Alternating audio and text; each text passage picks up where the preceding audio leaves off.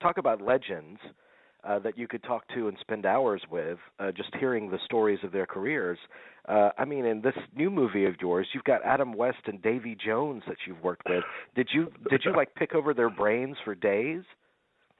Well, I definitely asked Adam West a lot of questions about Batman, the television series, because I was such a huge fan of it as a kid, and I did ask Davy Jones a lot of stuff about the Monkees, because that was another show that I loved as a child. I'm a huge fan of sort of that '60s camp kind of comedy and television, so I definitely could have spent days and days and days with them. Luckily, with Davy, after we recorded the theme song, he came to some of our screenings of the movie, and every time he would come into town and play in New York, he would always invite me. So I actually got to hang out with Davy Jones a handful of times, and Wow. and yeah, he has amazing stories from all those years, you know. And I mean, he tells great stories about Jimi Hendrix going on tour with the Monkey, which seems completely absurd, but Jimi Hendrix actually did a tour as the opener for the Monkees. So. Wow. Well, yeah, I guess they both vie for the same kind of crowd. Yeah, exactly. Well, he even said it would be all 12-year-old girls screaming for the Monkees, and Hendrix would just get all pissed off because he's like, you know, trying to be a serious musician in front of all these 12-year-olds. Wow. You know, you mentioned though the kind of the loving the '60s camp. Yeah. Camp kind of entertainment, and Sexina like falls right into that wheelhouse. Oh, definitely. I mean, it's intentionally absurd and goofy and campy. It's supposed to be like a silly romp, but it's highly based on like the Batman television series, which is, God, I used to love that show because the most absurd things would happen, and yet when you're a kid, you just totally go with it because it's Batman. He's, you know, taking on all these villains, but when you watch as an adult and they're like, I remember one time Adam West's Batman says, "Oh, Catwoman gives me strange stirrings in my utility belt." And you're like, what? And then he turns to Robin and goes, "You'll know more about that one day when you're older." And you're like, what? Like, Robin's already like 20 years old, and he's basically like, "One day you'll learn about the birds and the bees, young man." You know. But I used to always love just the over the top camp of it. Yeah. So yeah, Sexina is definitely based on that. Yeah. It takes a real bravery to go there too, and I think that a lot of times modern audiences that aren't accustomed to camp, I mean, they equate it with that was just stupid, but it's not. There's real intelligence and thought behind crafting just the perfect tone. Oh, definitely. And I hear what you're saying about certain audiences do take it like that. They're like, "Oh, God, this is just silly and absurd." And other audiences can embrace it and go, "That's what I love about it, that it's so absurd." And it have the right amount of stupidity and absurdity is a skill because it's intentional. You know, there are bad films that are bad because they tried to make a good movie and everything went wrong, you know, and I love those too, but there's something about going out of your way to make something that's completely absurd, completely campy and stupid, but, you know, craft it in a way where it's like, hey, we know it's stupid and you know it's stupid, so let's celebrate just everything that's absurd about it, you know? I actually, just the other night, one of my favorite movies is, I mean, this sounds so odd because I talk about film as art so often, but is Anaconda from '97. Right, with Ice Cube. Yes, so they replayed that in the movie theater, one of those riff tracks screenings, and I just had to go. I just had to go because I thought of John Voight in that movie. That is one of the great comedic performances of the past 20 years for me. And you know, the big famous scene of that movie is when he's regurgitated by the snake and he winks at them. And that's what the movie is. It's a big wink to the audience. I don't see why more people don't get that. But that's an essential. I love that. That's an essential part of the genre. Is you're kind of always winking to the audience. Well, yeah, and that's why I love Roger Corman so much, because he a lot of his films did that. They were like, okay, we know what this is. This is a fun, cheesy monster movie, and Anaconda totally falls into that. It's John Voight is so over the top ridiculous that it's hilarious. And at the end of the day, it's like, okay, it's a movie about a giant snake eating people. Like, let's have fun with this. Yeah, I got to tell you, man. I interviewed John Voight one time, and it was a very surprising interview because I sent him the request and he called me 10 minutes later, and I was completely unprepared and shaken. But we talked about all the serious movies, the Coming Home and Hal Ashby, and Midnight Cowboy. Oh yeah. And I so wanted to ask about Anaconda, but I felt so bad that I didn't do it because we were just finished talking about Vietnam paraplegics, and I didn't know how to segue into Exactly. Oh, that's such a moving performance in Coming Home. Now tell me about getting thrown up by a snake. Exactly. So, we had you on before for your documentary on Drew Struzan, the remarkable movie poster artist. Thank you. Where did this film Sexina, where did this come into the fray while you were working on that, or how did that happen? Actually, this was a movie that I made right before I did the Drew documentary. And unfortunately, at the time that I finished the Sexina, it was right at a time where things were really bad with the economy and DVD sales weren't doing as well. And it became really, really difficult for a small movie like mine to break through or get the proper distribution. So it came out foreign. It came out around the world. Lionsgate put it out in the UK, and it did well in Asia and everything, but it never came out here. And I think the timing is right for Sexina now to come out because there's such a now resurgence in the Batman TV show, and I think that Adam West has become such a major sort of pop icon, and he's great as the villain in the film. But it's actually Sexina that led to the Drew documentary because I got Drew Struzan to do the poster artwork for Sexina. And I had never met Drew before, and I was just a huge fan of his, and I thought, well, I have this little independent, silly film, and there's no way I'll get Drew Struzan to do the poster. But as you know from doing your show, you never know till you ask. Mm-hmm. And I was very lucky that I told him what a fan I was and how much I love his illustration, how I always dreamed about having a Drew Struzan poster for my movie. And then he actually did the poster for my movie. Like, he made my dream come true. And I think one of the reasons was at the time in the industry, as you could see in the Drew documentary, people were really using illustration less and less and less, and it was sort of being pushed out of the industry. And I think Drew just really appreciated my genuine enthusiasm for him and his work, and he did the artwork for the film. I think sometimes with this stuff, like getting Adam West to play the villain in the movie, or getting some of the really good character actors we have in the film, or Davy Jones from the Monkees to sing the theme song, as a filmmaker, if you let these people know how passionate you are, even if you have a low budget, you can really get some amazing people to be in your projects if you have like the right enthusiasm. So I think that has to be essential because I think that passion is contagious, and I think it's what all artists crave. It's just to feel passion for something, like they're on board, something like that. But if you, I mean, as you were writing this, you had to have thought, I have to get Adam West for this. So did you have a backup plan if you couldn't get your dream collaborators on this? Well, it was so funny because I knew I definitely wanted like a really great campy actor, and it was actually the producer of the film that's like, well, I know somebody who directed a movie with Adam West, and the second he said Adam West, it was like, yes, it has to be Adam West, because a lot of the movie is sort of based on him being the main villain, and so that villain has to be so strong, and he just has really one of the best voices, I think, in the history of television or movies. That voice is so distinctive and that delivery is so strange.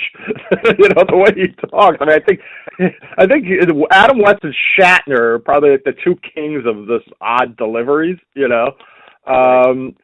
So yeah, to get him was a huge thrill, because the whole movie does sort of revolve around the villain, and if the villain doesn't work, even in a movie as silly and as stupid as Sexina, like, the villain still has to work for the movie to work.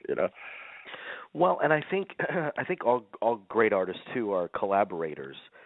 So, but I watched behind the scenes footage of you directing someone like Davy Jones in the recording studio, or directing Adam West.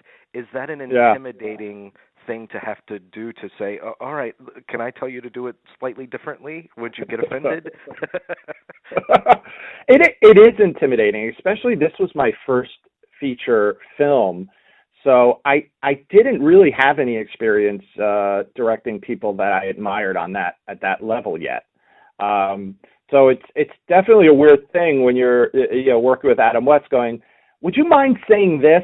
Because there are things that happen organically where you go, a good line will come to you that's not in the script, and you'll throw it out there to him, and you go, oh, is he going to think this line is too stupid? And luckily, because Adam West does the mayor on Family Guy, I think he's so used to saying the most absurd, ridiculous stuff that he would be like, no, that's great. And then he would throw in his own stuff. He'd be like, well, what if we say this? And I would be like, oh my God, that's fantastic. So I was very fortunate that he was so open to not only saying the dumb stuff I was coming up with, but actually coming up with his own really crazy stuff to say. And I was very fortunate with Davy Jones too, because we wanted the song to be a big sort of James Bond kind of Goldfinger-esque kind of ballad.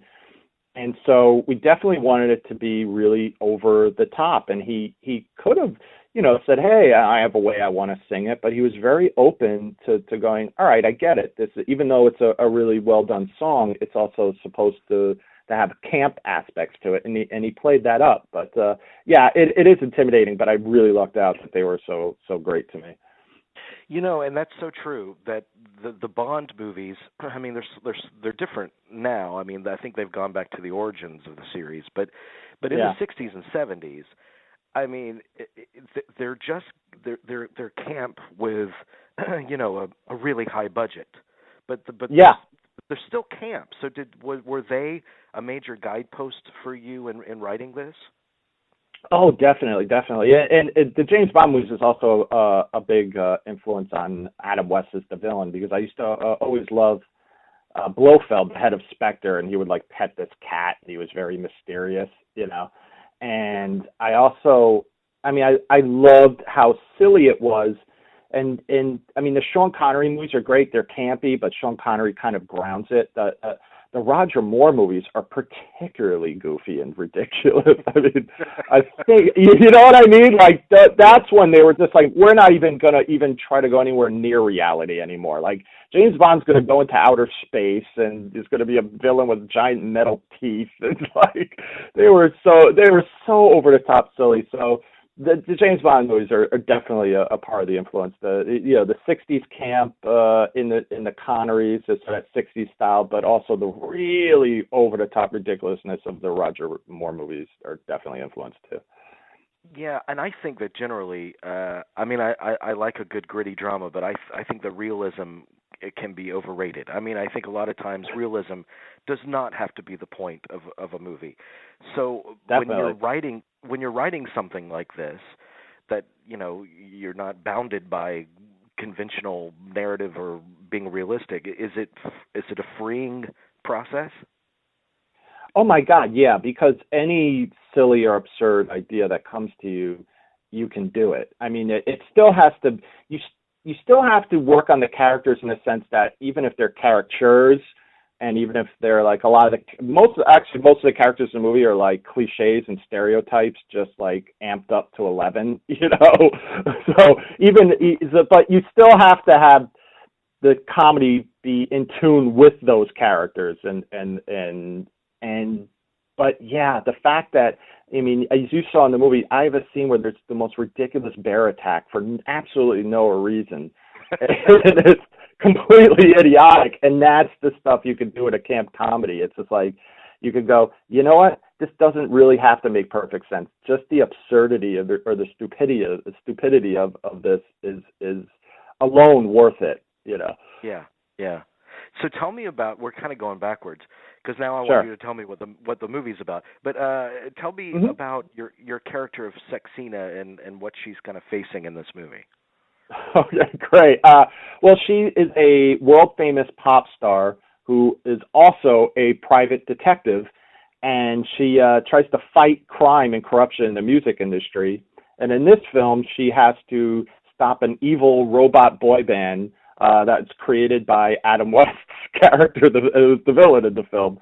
So she has to basically figure it out. There's a missing scientist, and she has to figure out who kidnapped him, and that's when she finds out Adam West kidnapped him to build an evil cyborg boy band to take over the world of pop music and the whole world. So it's really and that's not too far fetched. I mean, there are.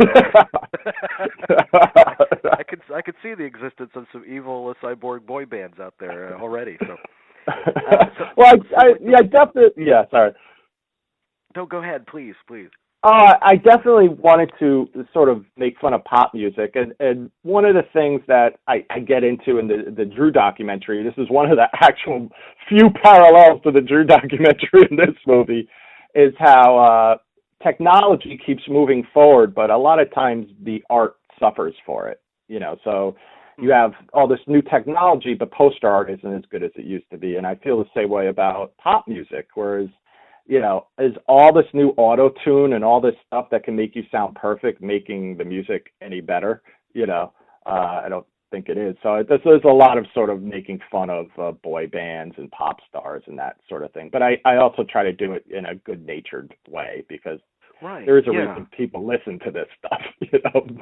You know, but that's so fascinating too, and that's such a beautiful parallel to have Davy Jones' involvement in it as well, because his was probably the highest profile band of that type at that time, and yet they produced just gorgeous, pure music. I mean, I don't think there's any song more joyful than Daydream Believer. I'm with you. I'm a huge Monkees fan, and those are truly great pop songs, and it's amazing how at the time they took so much heat because they were looked at as like this bubblegum Beatles and everything, but they still had great pop songs, and that was the reason why we wanted Davy Jones to sing the opening theme song, because it's like, all right, you're a member of one of the original boy bands, but that was a good boy band as compared to the stuff we're seeing now. That's to me everything's so unintentionally funny. Everything's so disposable now. They're nothing is very memorable. But it strikes me that this is a very specific tone that you're trying to strike in this movie. A kind of anything goes kind of tone. When you're filming a movie and the clock's running and you're racing against time, I mean, that's a very stressful situation. And you would think that would be at odds with setting that kind of frivolous tone. Was that a challenge? It actually is a real challenge. And it's something people, thank you for asking that question, because it's something people never bring up to me, which is, how do you keep something so silly and funny when you have a location for a certain amount of hours, when you have actors for a certain amount of hours, when you have to get through your shooting day and you're working on a very, very low budget, so you don't have money to throw at anything, Some of the things that are the funniest things in the movie came out of necessity, because it's like, okay, we have to change this scene because we have to shoot it faster.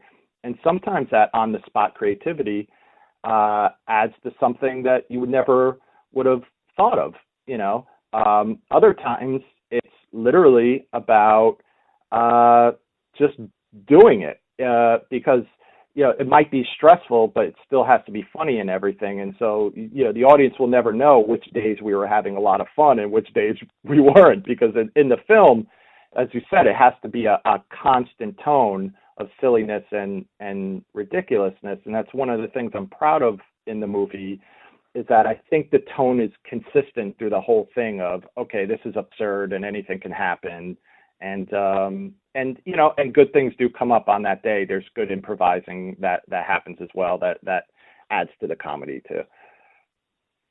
So you as a director, I guess your major job in a movie like this is to make sure that you kind of foster an environment where no one feels at all inhibited. Yeah, exactly. Because you want the actors to, first of all, interpret it their way. And that's something you really deal with in casting. You do a lot of auditions and you really get the right people, and then a lot of your work is done for you. But you want them to not only feel like they can inhabit the characters, but you also want, when you get the script and you get the stuff you need, it's great to basically say, like, hey, can we come up with some lines here? Can we put a button on this scene to make it funnier at the end? You when you're on set, you can see which things will play right and what won't, and you can work on it, and the actors can bring their own ideas to it. And a good gauge on a film like this is the crew. Actually, if the crew is really like laughing, then you go, all right, this is funny, because crews are pretty hardened. They work on movies all the time, and so if you can get them to start cracking up, you go, all right, well, I think it's working. Yeah. So it's available on DVD now. Where would you suggest our listeners pick it up? It's available on Amazon, so you can go to Amazon. The name of the movie is Sexina. It's also available if you have FiOS. It's available on VOD on FiOS for rental. And the film has been put out by Wild Eye Releasing, which is a New Jersey distributor. So you can go to their website, wildeyeReleasing.com. And I thank you so much for having me on the show to spread the word, because, it's an independent film. Although we actually did shoot on film. We shot on widescreen film. Wow. Yeah. So we shot on actual film, which is something you don't see anymore. So I think the look of it, even though it's low budget, it looks great because it's shot on film. So. Wow. And this was, you made this a few years ago. So was it before all the film manufacturers were kind of closing tents, or? It was as they were starting to. But I honestly, every movie I ever loved was shot on film, for the most part. And so I kind of said, this is my last chance to shoot a movie on the film format, which is the one that I grew up on, the one I still prefer. I don't care how great stuff looks digitally. I still like the warmth of film. I still think it has a quality that digital hasn't yet truly recreated. I think 1,000 years from now, Citizen Kane will still look beautiful because it was shot on film. So it was my last chance to go, all right, I'm going to shoot a movie and not a digital movie, So. Yeah. We've had so many discussions on the show about this topic. I'm sure. Versus film, and the importance of film preservation, and what matters, what's the best way to tell a story in terms of format, and so it's an endless kind of discussion. But let's leave on a lighter note. Definitely, yeah, it is. It is a campy comedy after all. So yes, I want to know from you 2 or 3 recommendations of the best kind of camp classics in your eyes. Oh, actually, you know what? One of my favorite movies of the genre was actually produced by Roger Corman. It was a big influence on Sexina. Is Rock and Roll High School with the Ramones.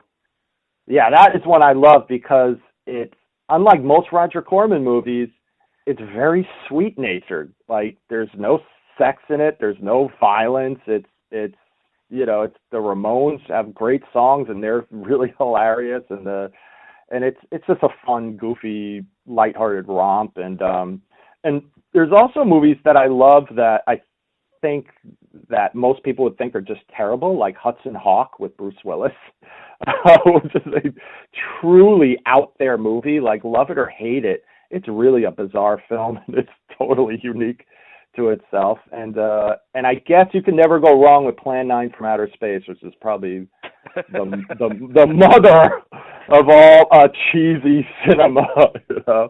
But and I highly recommend the Batman '60s feature film, where Adam West's Batman fights a shark.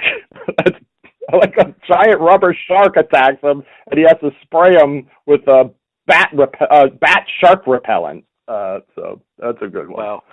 Well, that sounds like a classic right there. And I'm so glad that you mentioned Hudson Hawk, because there's a lot of really inventive stuff in that movie, and you cannot believe that this was a big studio megastar movie, and it's very brave in a lot of ways where it goes.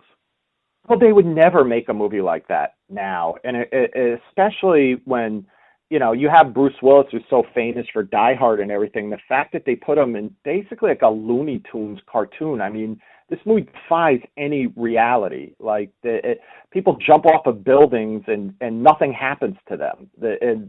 Everything about it is very cartoony, and you're right. They would never put that much money into a movie with Bruce Willis as the star and not have it be like a Michael Bay type film now, or some, you know, hardcore action movie. But it's a good one. So our two film recommendations for this show in which you'll appear are Sexina and Hudson Hawk. Definitely.